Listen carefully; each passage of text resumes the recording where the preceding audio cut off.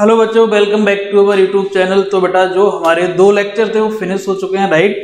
अब ये जो लेक्चर है हम 3rd लेक्चर स्टार्ट करने वाले हैं। तो अभी तक जो आपने पढ़ा हुआ है उसमें क्या क्या हम लोगों ने डिस्कस किया वो ऑलरेडी आपको पता है। लास्ट लेक्चर में हम लोगों ने कूलॉम्स लॉ के बारे में डिटेल में पढ़ा था, ठीक है।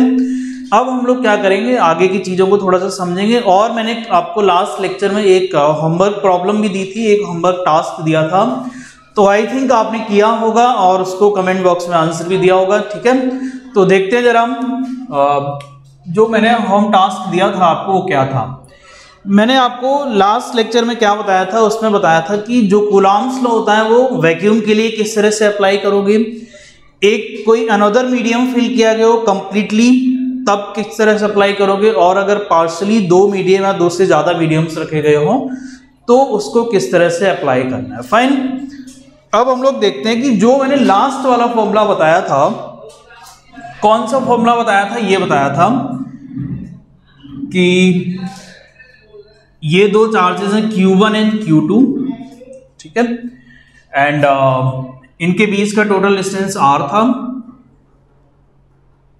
T डिस्टेंस में हम लोगों ने क्या किया था, एक डाइलेक्ट्रिक फिल कर दिया था जिसका कोई डाइलेक्ट्रिक कांस्टेंट K था, so that distance was T।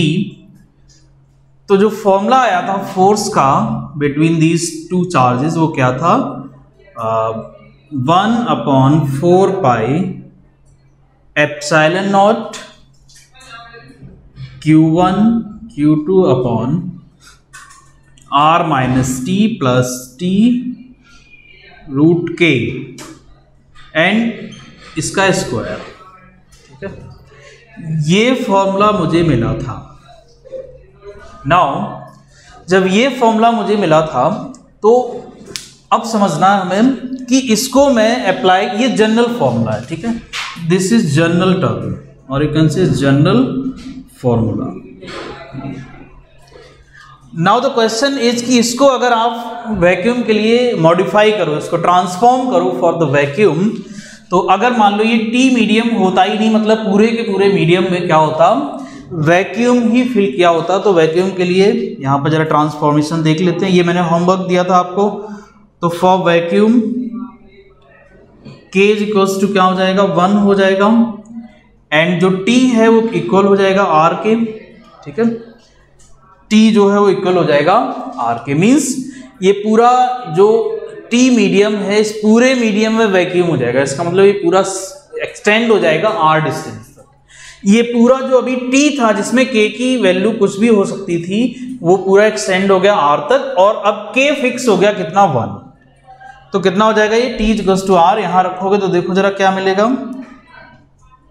For vacuum 1/4 pi epsilon naught Q1 Q2 upon R minus T, T is equals to R plus R root K, K is 1 and square.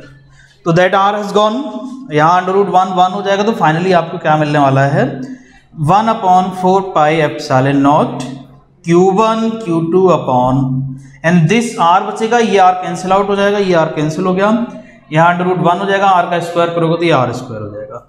So finally जो आपको मिला है यहाँ पर वो formula क्या मिला, जो आपने एयर या वैक्यूम के लिए पढ़ा था एग्जैक्टली वही फॉर्मूला यहाँ पर आ रहा है।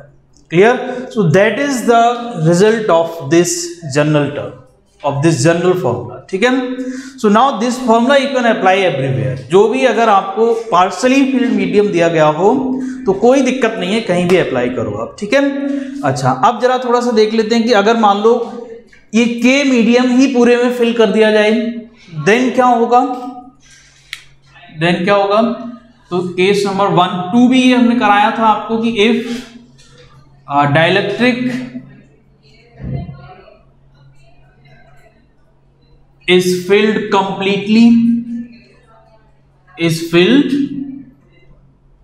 completely, तो ये भी आपने पढ़ा था। इन दैट केस क्या होगा, R जो T होगा वो इक्वल्स टू R हो जाएगा और बाकी K तो रहेगा ही रहेगा। तो जरा यहां देखो T इक्वल्स टू R हो जाएगा तो ये टर्म कैंसिल हो जाएगी, एंड फाइनली यहां अंडर रूट 1 की जगह अंडर रूट K भी आएगा साथ में। इट मीन्स जो मीडियम है हमारा उसके लिए क्या हो जाएगा,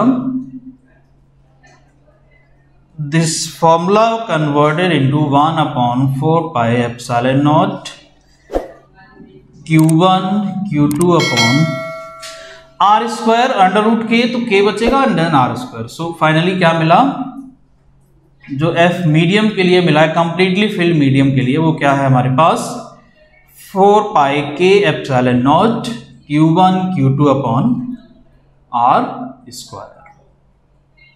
So that is the formula for a medium which is filled completely. तो आप देख रहे हो कितना बेहतरीन रिजल्ट सामने आ रहा है ये। So that formula is very very important, everywhere this formula you can apply and यहाँ पर कोई दिक्कत नहीं है। अगर मान लो मल्टीपल मीडियम्स, जरूरी नहीं है कि ये सिंगल मीडियम ही होगा, यहाँ पर हो सकता है ये T1 डिस्टेंस तक इसको फिल कर दिया, T2 डिस्टेंस तक कोई और फिल कर दिया जाए जिसका डाइलेक्ट्रिक कांस्टेंट K2 है, ऐसी भी पॉसिबिलिटी हो सकती है। तो यहाँ क्या होगा R minus T1 and then minus T2। Similarly इधर क्या हो जाएगा T1 रूट K1 प्लस एक और टर्म आ जाएगी T2 रूट K2। ऐसी अगर और आपका टर्म आ रही है तो फिर क्या हो जाएगा R minus T1 minus T2 minus T3 up to Tn तक ये जा सकता है। ठीक है, तो आप आराम से इसको n टर्म तक भी एक्सटेंड कर सकते हो, कोई दिक्कत नहीं है। फाइन, तो ये हमारा पूरा का पूरा कूलम्ब्स लॉ का ये हमारा कॉन्फ़िगरेशन था। ठीक है, इसमें आपको कोई दिक्कत नहीं आनी चाहिए। अब मुझे लगता है कि कूलम्ब्स लॉ से रिलेटेड कोई भी क्वेश्चन अगर आएगा एग्जाम में तो आपसे बहुत आसानी से हो जाएगा, राइट। अब हम लोग थोड़ा सा और आगे बढ़ते हैं नेक्स्ट टॉपिक की तरफ। नेक्स्ट टॉपिक इज व्हाट, कभी कभी एग्जाम में मास और चार्ज का कंपैरिजन भी पूछ लेता है। So you can say comparison of mass and charge. तो अगर मास एंड चार्ज का कंपैरिजन पूछता है तो एक दो इंपॉर्टेंट पॉइंट्स हैं वो आपको याद रखने हैं यहाँ पर। सो नंबर 1 हम लोग बात कर लेते हैं कि मास एंड चार्ज। ठीक है, पहली चीज तो मास जो है ऑलवेज पॉजिटिव होगा, फर्स्ट पॉइंट जिसको हम बोलेंगे mass will be always positive. And charge की अगर मैं बात करता हूं it could be positive or negative or it could be also zero। ठीक है, तो पॉजिटिव नेगेटिव दो नेचर यहां पर आपको मिलेंगे। दूसरा पॉइंट क्या है कि मास जो है it is like if you are in motion, if particle is in motion then mass हमारा वेरी करता है, राइट। स्पीड के साथ, वेलोसिटी के साथ, मोशन के साथ मास में वेरिएशन आता है। तो mass is relative, you can say, right, mass is relative.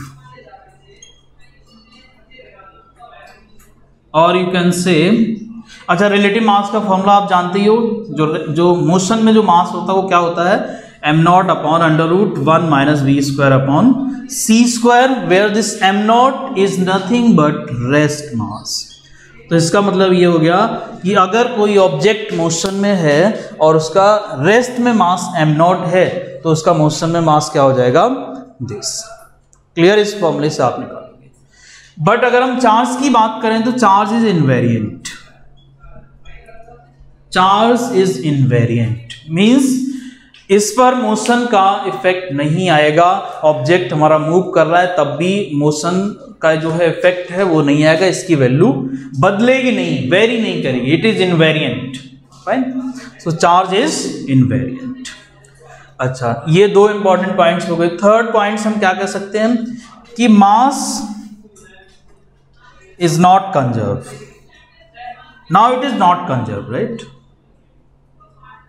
But charge is conserve. Charge is conserve.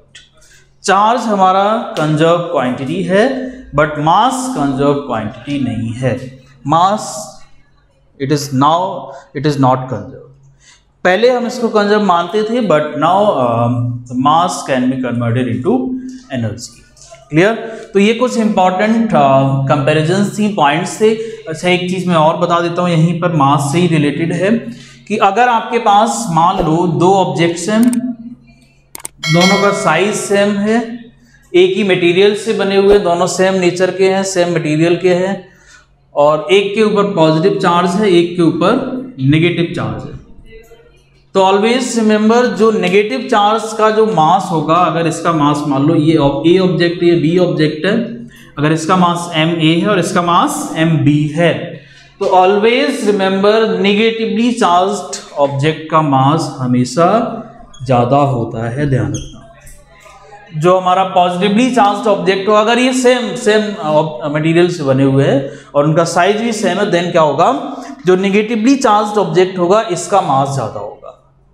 क्यों ज्यादा होगा? Question is that because negative charge कैसे आएगा? इलेक्ट्रॉन के ट्रांसफर होने से। इलेक्ट्रॉन की एक्सिस से नेगेटिव चार्ज आएगा, और अगर इलेक्ट्रॉन की एक्सिस हो रही है, इट मींस उसके ऊपर कुछ ना कुछ चार्ज जो है वो इंक्रीज हो रहा है, कुछ पार्टिकल्स इंक्रीज हो रहे हैं, and that is the reason उसका मास क्या हो जाएगा?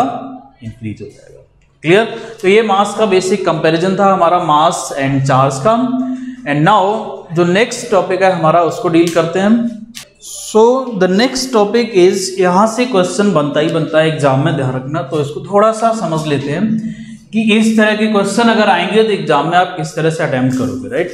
तो that topic is equilibrium of charges. Equilibrium of charges क्या मतलब है इसका? इसमें क्वेश्चन किस तरह से बनेगा जरा समझो।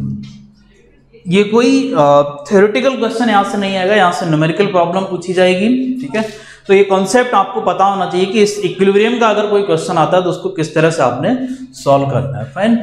तो दो चार्जेस होंगे यहां पर, like one is Q1, another one is Q2, and बीच का डिस्टेंस कुछ भी हो सकता है, maybe this distance is x। अब यहां पर आपको क्या बोलेगा क्वेश्चन बोलेगा कि एक कोई थर्ड चार्ज में लेके आ रहा हूं और उस चार्ज को मुझे कहां रखना चाहिए, इस सिस्टम में कहां पर प्लेस कराना चाहिए जिससे कि पूरा का पूरा सिस्टम मेरा इक्विलिब्रियम में आ जाए। क्लियर? मींस ये आपसे बोलेगा कि दो चार्जेस का सिस्टम है मेरे पास, सपोज ये दो चार्ज, एक चार्ज यहां रखा हुआ है and another one is here. अब ये दोनों चार्जेस मुझे नहीं पता किस नेचर के हैं, पॉजिटिव भी हो सकते हैं, नेगेटिव भी हो सकते हैं, ठीक है? एक पॉजिटिव एक नेगेटिव भी हो सकता है, लेकिन अब वो बोल रहा है कि एक तीसरा चार्ज मैं लेके आऊंगा and what I can do.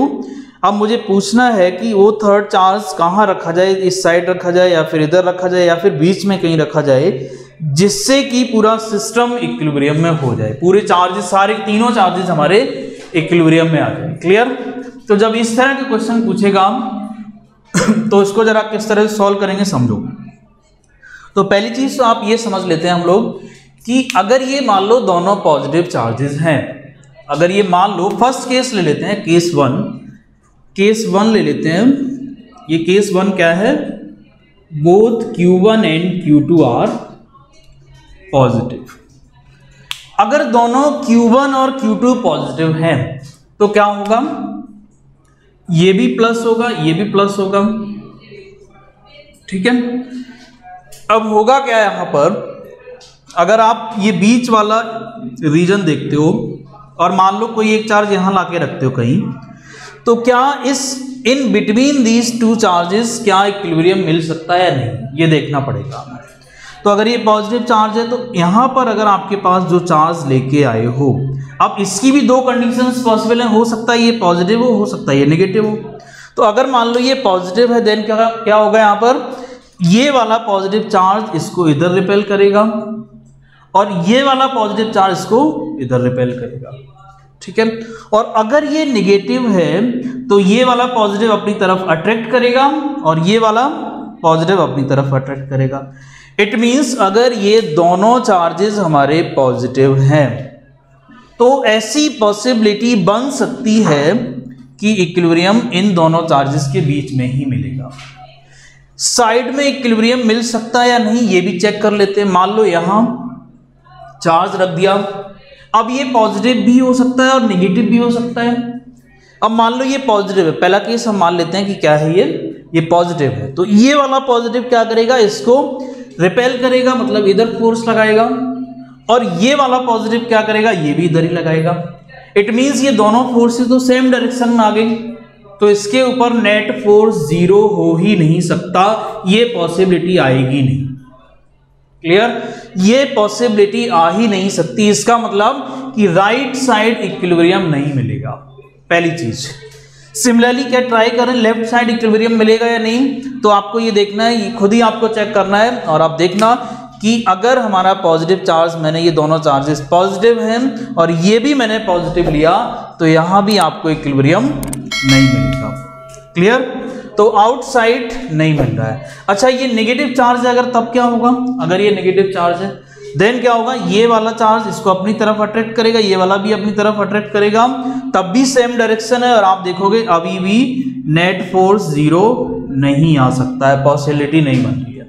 इसका मतलब यहां पर क्लियर हो गया कि अगर ये दोनों चार्जेस मेरे पॉजिटिव हैं तो इक्विलिब्रियम कहां मिलेगा?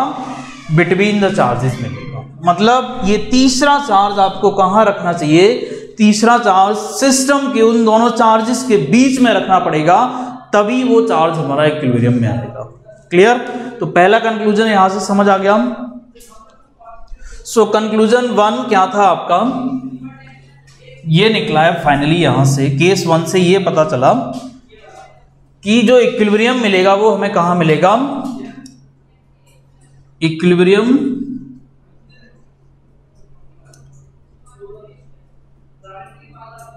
will be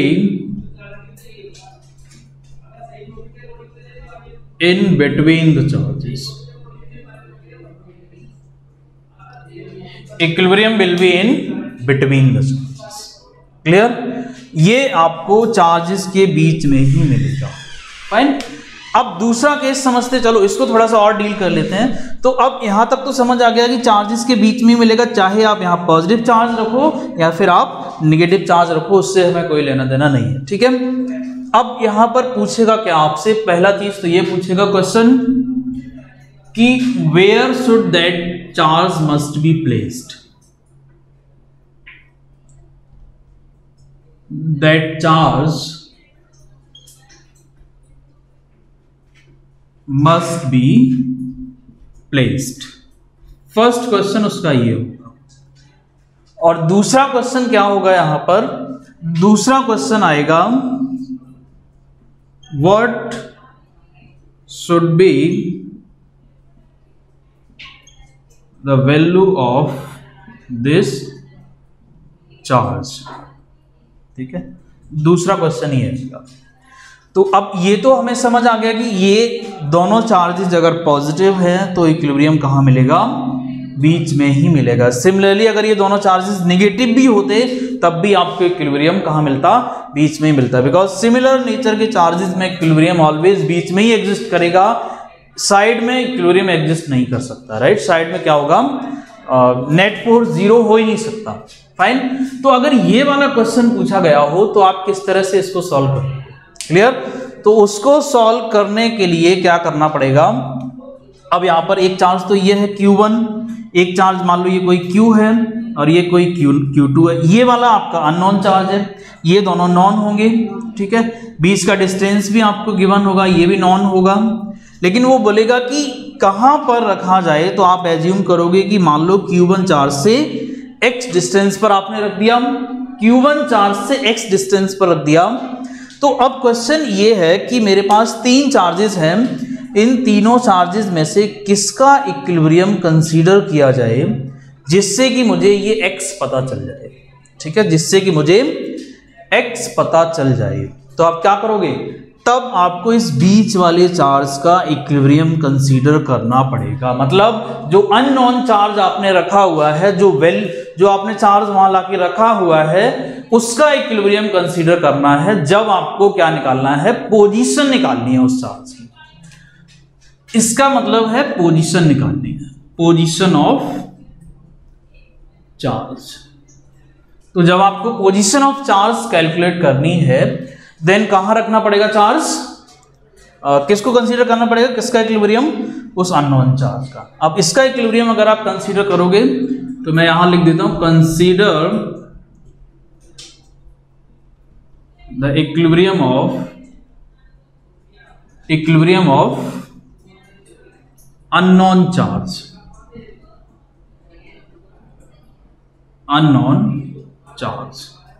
तो अननोन चार्ज का जब इक्विलिब्रियम कंसीडर करोगे तो क्या होगा, उसके ऊपर नेट फोर्स 0 आना चाहिए, या फिर ये कह लो कि ये वाला चार्ज जो फोर्स लगा रहा है और ये वाला जो चार्ज फोर्स लगा रहा है, इन दोनों का सम क्या आना चाहिए, 0 आना चाहिए, राइट। इधर का फोर्स प्लस इधर का फोर्स, या फिर ये बोल लो कि K एन, इन दोनों के बीच कितना फोर्स लगेगा, Q1 Q अपॉन, यहां से यहां तक डिस्टेंस मैंने क्या लेट करी, x square must be equals to K Q2 Q upon R minus x का स्क्वायर, और ये कट जाएगा, यहां से क्या कट जाएगा, K और Q, एंड फाइनली आप देखोगे क्या बचेगा, Q1 upon x square and this Q2 upon R minus x का स्क्वायर।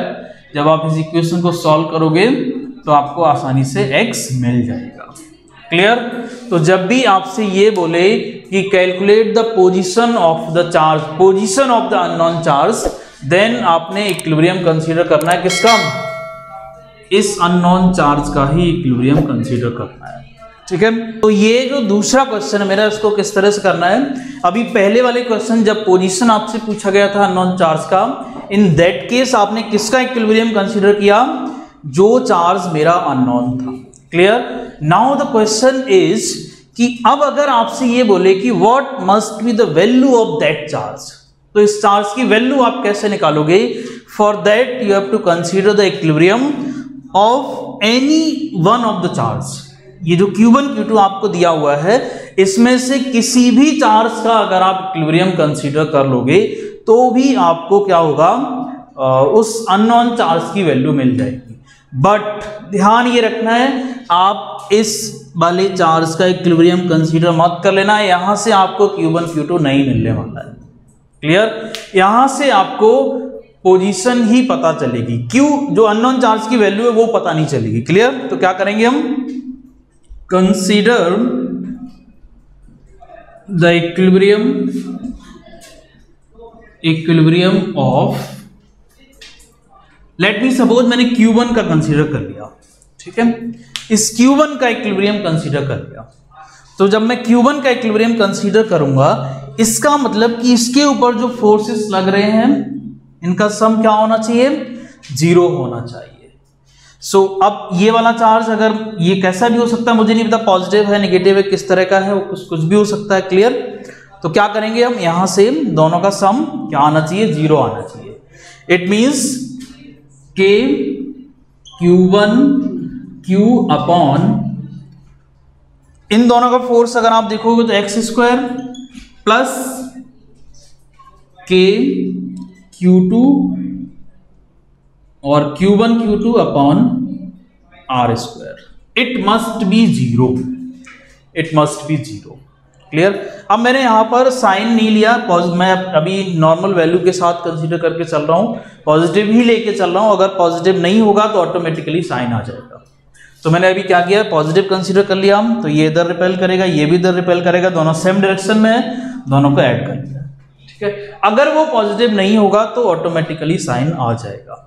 ठीक है, तो आगे सॉल्व करोगे तो क्या मिलेगा, K Q1 Q upon x square is equals to minus K Q1 Q2 upon R square. So that K has gone, this Q1 has gone, यहां बचेगा Q upon x square is equals to Q2 upon R square minus का, यानी यहां से Q क्या आ जाएगा, Q2 multiplied by x upon R का होल स्क्वायर।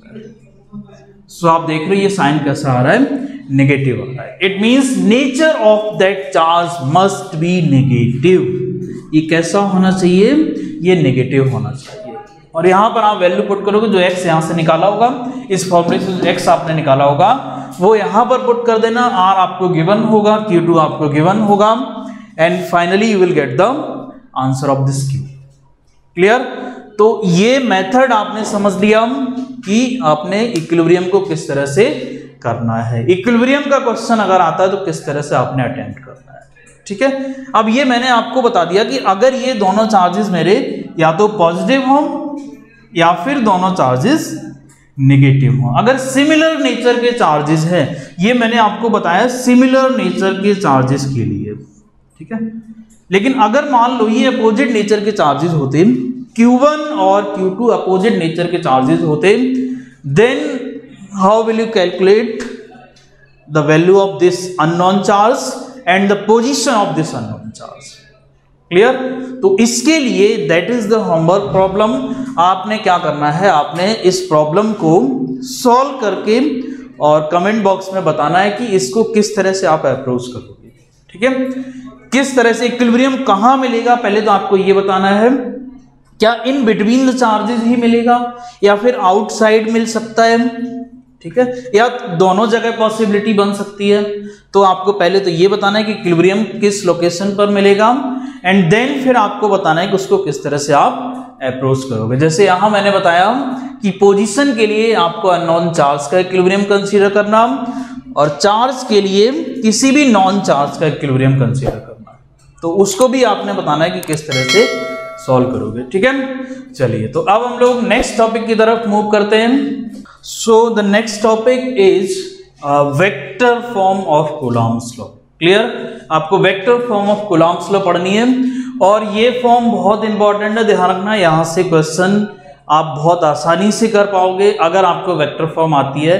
जब मल्टीपल चार्जेस दे दिए जाएंगे तो वहां पर वेक्टर फॉर्म का यूज करना बहुत कंपलसरी हो जाता है। विदाउट वेक्टर फॉर्म फिर वो नहीं हो पाते हैं, बिकॉज जो फोर्स है हमारी ये क्या है, वेक्टर क्वांटिटी है।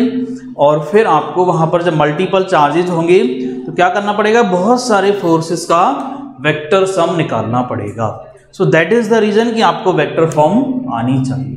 ठीक है, सो आप चलते हैं जरा नेक्स्ट टॉपिक पर, and that topic is vector form of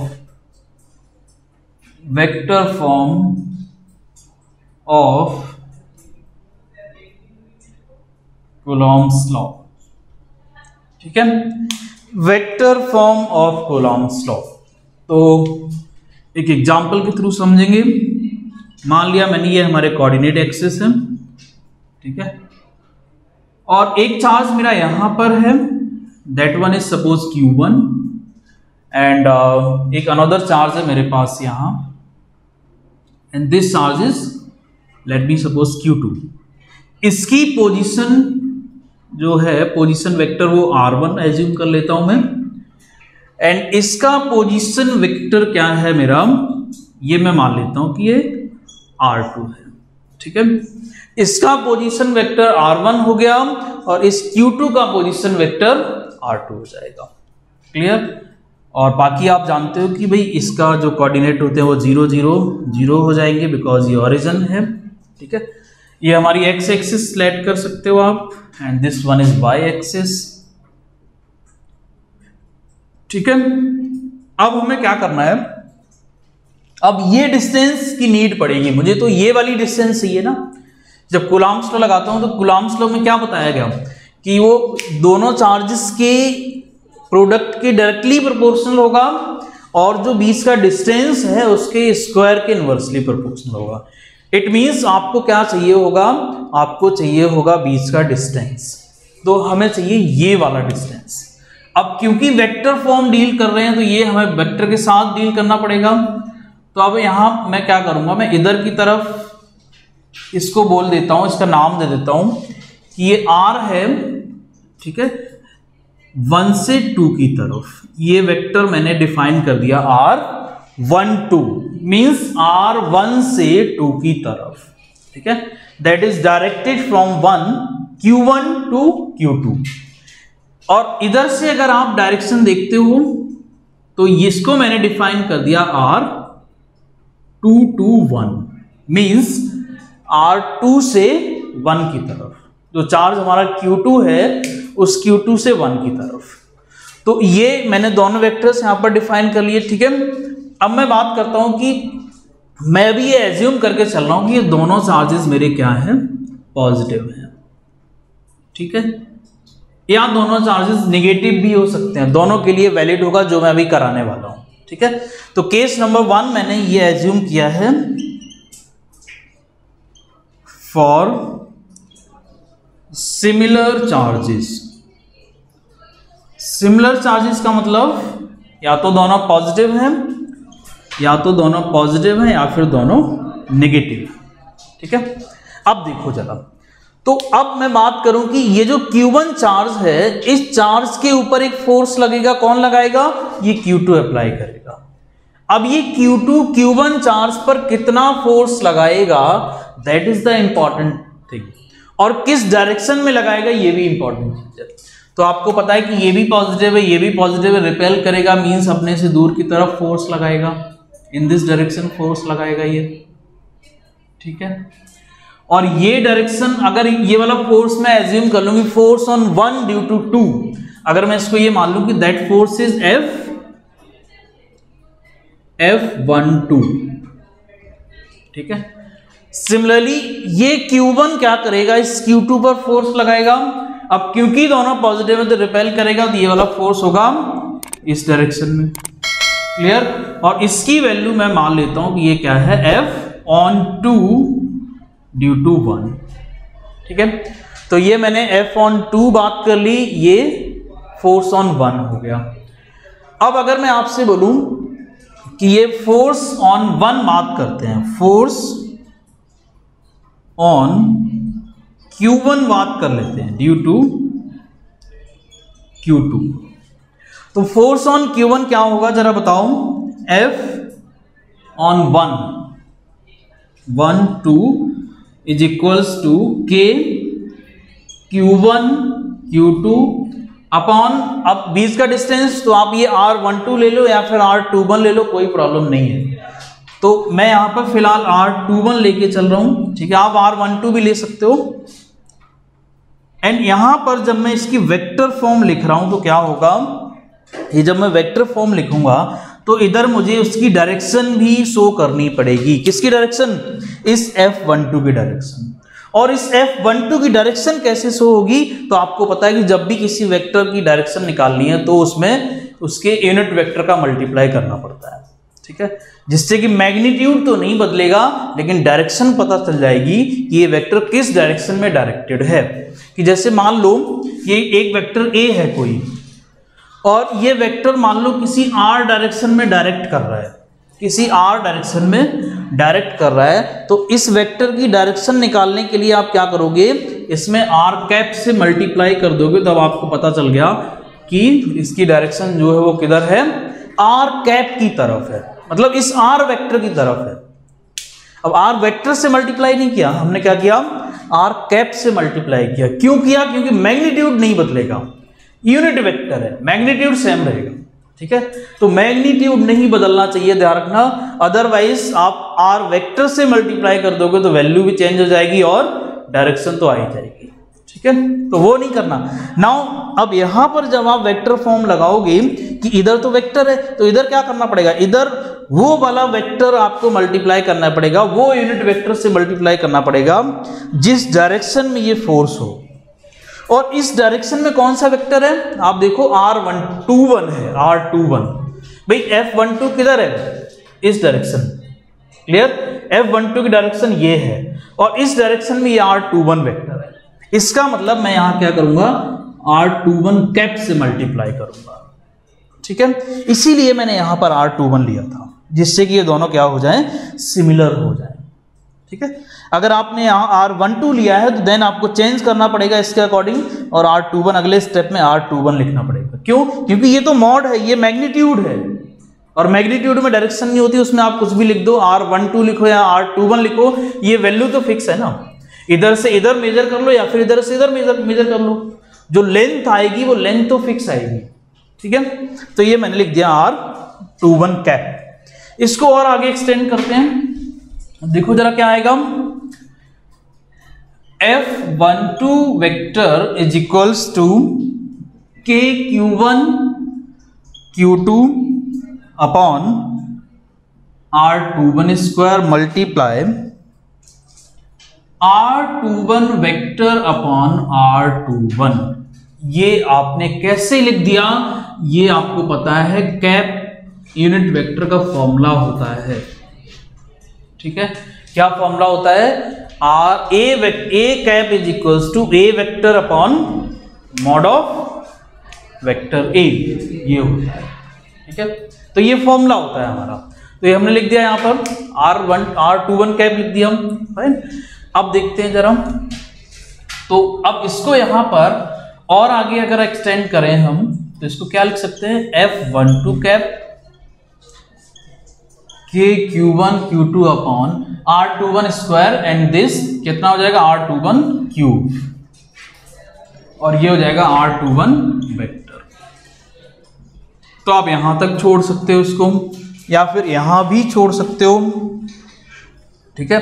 but हम लोग एक और स्टेप आगे जाएंगे, फाइनली हम आगे भी थोड़ा सा एक्सटेंड कर लेंगे इसको जिससे कि सारी पॉसिबिलिटी बन जाए।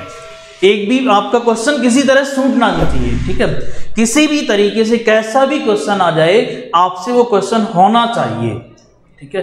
तो सारी पॉसिबिलिटी डिस्कस करेंगे हम लोग, एक भी पॉसिबिलिटी नहीं छोड़ेंगे, ठीक है। अपनी तरफ से बेस्ट ट्राई करेंगे हम, लेकिन कंडीशन क्या है, आपको करना है। और अगर आपने प्रैक्टिस नहीं की, आपने प्रॉपर तरीके से लेक्चर को देखा नहीं, देन फिर हमारी कोई गारंटी नहीं है, ठीक है। तो देखिए जरा, अब इसको क्या लिखोगे, अब जरा इस R21 वेक्टर की डायरेक्शन निकाल लेते हैं, क्योंकि ये तो मुझे पता नहीं, ये अननोन वैल्यू है, लेकिन मुझे ये पोजीशंस पता है, R1 और R2 पता है। तो अगर मैं यहां ट्राइंगल रूल लगा दूं कि R21 plus R21 cap R21 vector is equals to this, using triangle law of addition, ठीक है।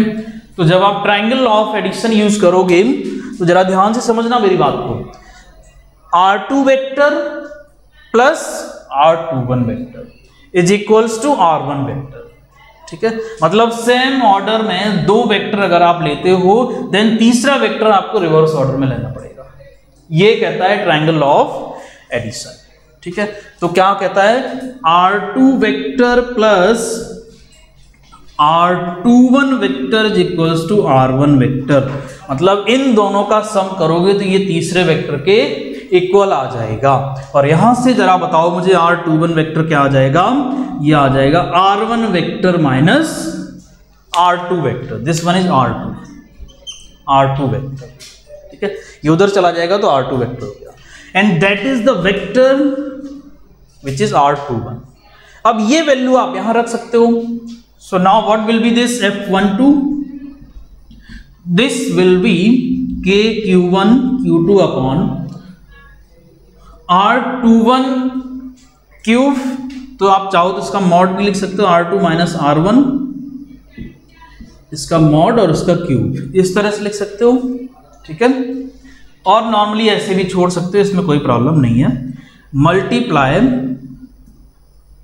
R21 नहीं R1 माइनस, बिकॉज R21 की वैल्यू क्या है, R1 minus R2 and this become R1 minus R2, ठीक है। ये मेरी फाइनल स्टेज है, ठीक है।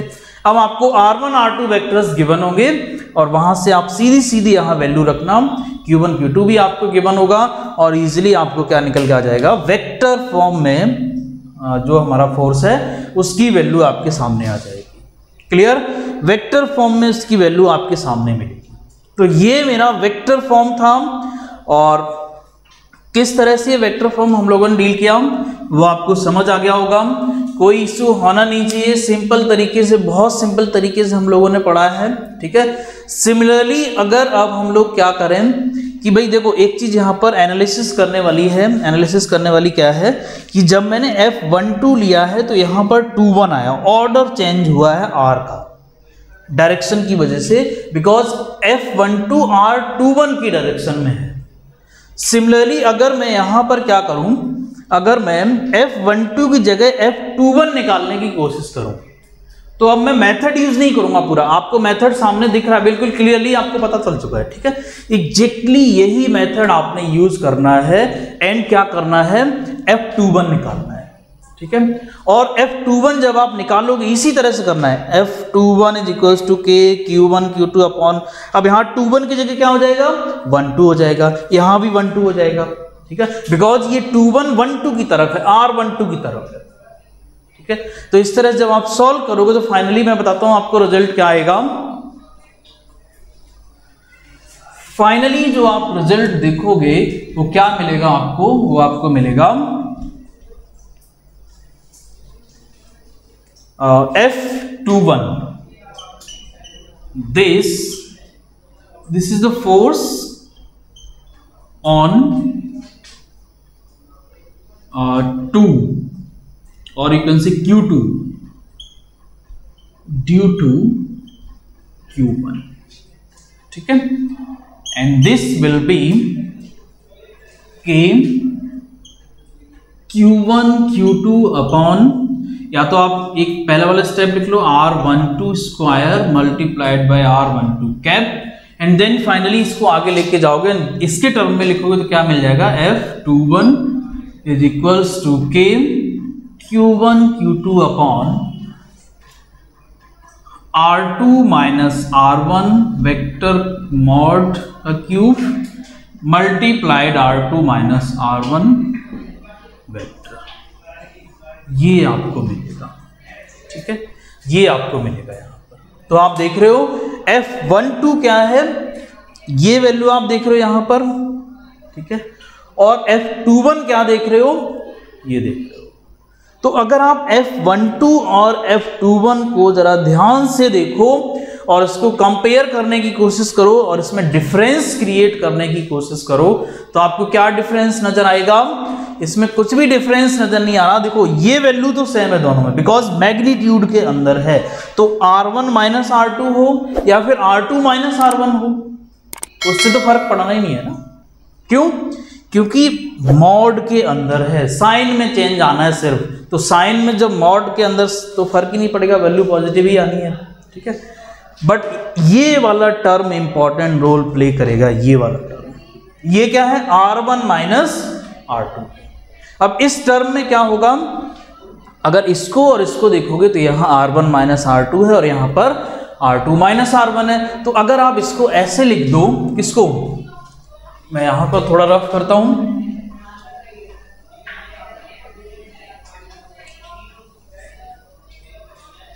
अगर मैं इसको इस तरह से लिखूं, किसको, F21 को मैं इस तरह से लिखूं कि F21 इज इक्वल्स टू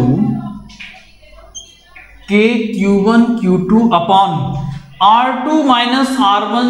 मैं अगर R1 माइनस R2 भी कर लूंगा तो चेंज आना नहीं है कुछ, अगर मैं इसको ऐसे भी लिख दूंगा तब भी कोई प्रॉब्लम नहीं है, बिकॉज मॉड के अंदर है, ठीक है, बिकॉज ये मॉड के अंदर है।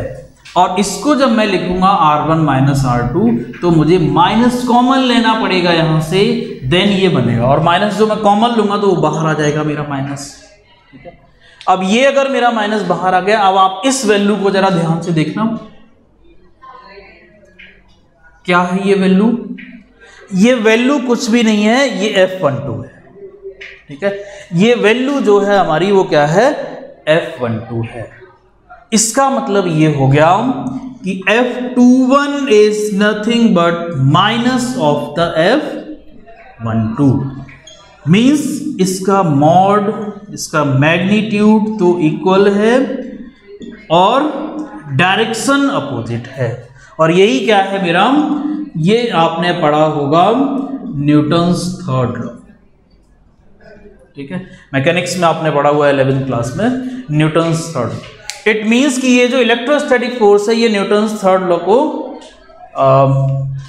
होल्ड करता है, ठीक है, न्यूटन्स थर्ड लॉ यहां पर होल्ड करता है, क्लियर, उसको ये ओबे करता है। तो ये आपने क्या देखा कि F21 जो था मेरा, ये इक्वल है किसके, F12 के, बट विद नेगेटिव साइन।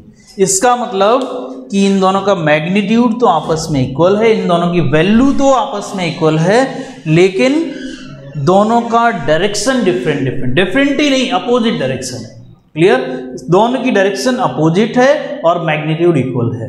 और ये कौन सा लॉ आपने पढ़ा है, ये लॉ है हमारा न्यूटन्स थर्ड लॉ। क्या कहता है कि फोर्सेस जो होंगे हमारे वो हमेशा इक्वल एंड अपोजिट डायरेक्शन में होंगे, क्लियर। एक ऑब्जेक्ट पर अगर आपने एक फोर्स लगाया तो वो ऑब्जेक्ट भी आपके ऊपर एक उतना ही फोर्स लगाएगा, but in opposite direction. It means कि electrostatic force, electrostatic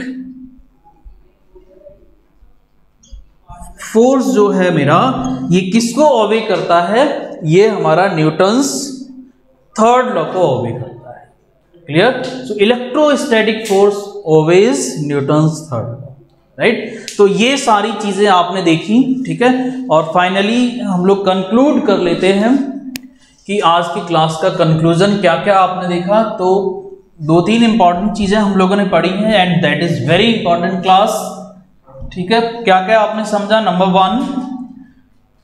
number one मैंने आपको एक होमवर्क प्रॉब्लम दी थी, वो कराई, ठीक है, लास्ट क्लास की, जिसमें मैंने क्या बताया था, जिसमें मैंने आपको कूलॉम्स लॉ के बारे में ही बताया था। जो मैंने एक जनरल फॉर्मूला बताया था उसको किस तरह से वैक्यूम और कंप्लीटली फिल्ड मीडियम के लिए कन्वर्ट करूं, क्या उससे वैक्यूम और कंप्लीटली फिल्ड मीडियम का कन्वर्जन हो सकता है या नहीं, ठीक है, ये चीज करा। So this is the conclusion and after that second topic मैंने क्या पढ़ाया आपको? सेकेंड टॉपिक मैंने मास और चार्ज का कंपैरिजन पढ़ाया, comparison of mass and charge, ये चीज पढ़ाई। एंड देन थर्ड टॉपिक हम लोगों ने कौन सा पढ़ा? थर्ड टॉपिक हमने पढ़ा equilibrium of charges, equilibrium of charges, right. And इसमें हमने किस तरह से प्रॉब्लम को डील करेंगे वो सारी चीजें देखी। एंड देन लास्ट टॉपिक जो हम लोगों ने डील किया, that topic is vector form of Coulomb's law. तो ये 4 टॉपिक्स कवर अप हुए हैं हमारे इस लेक्चर में, ठीक है।